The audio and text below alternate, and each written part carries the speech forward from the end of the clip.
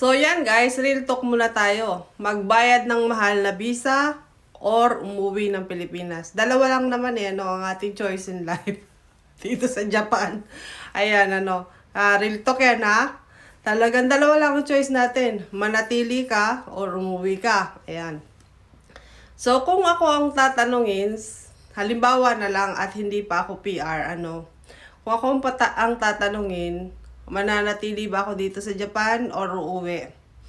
Halimbawa, di ba nga October na ang usap-usapan or sinabi sa Japan Times at sinabi na rin ng immigration na October 1 nga magsisimula ang pagtaas ng visa fee para sa mga gustong manirahan sa Japan.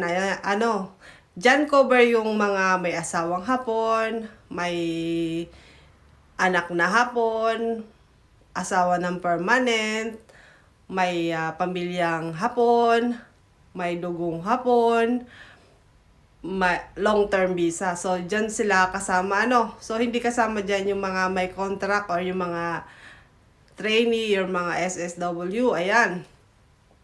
So,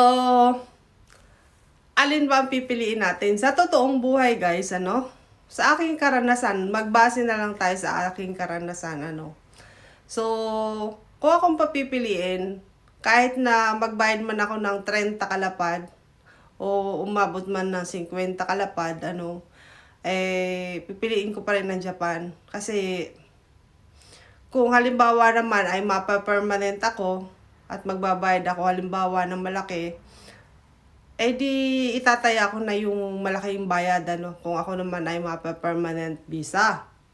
Kaysa naman sa umuwi ako sa Pilipinas.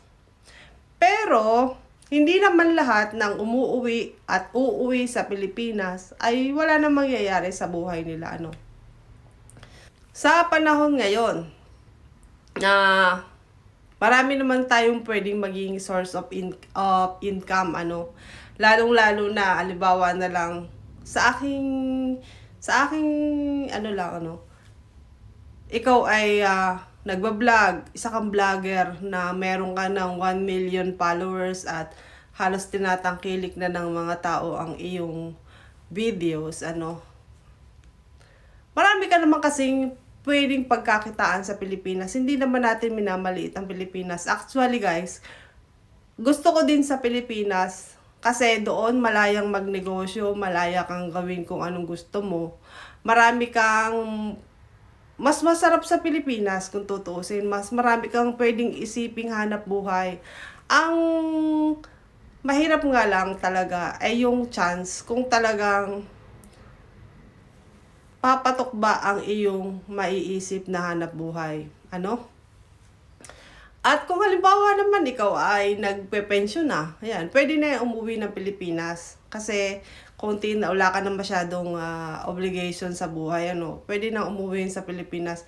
Pero kung halimbawa lang, katulad ko na may anak pa nag-aaral, so itataya ko pa rin ang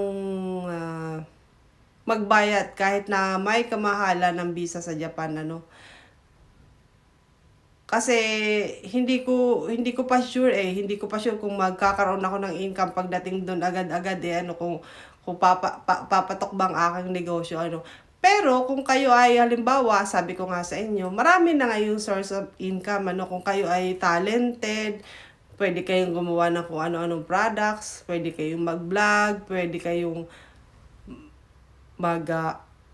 farming, maraming mag-alaga-alaga ng hayop sa Pilipinas. Marami kang pwedeng gawin sa Pilipinas dahil bansa natin yon. Malaya kang umunlad doon.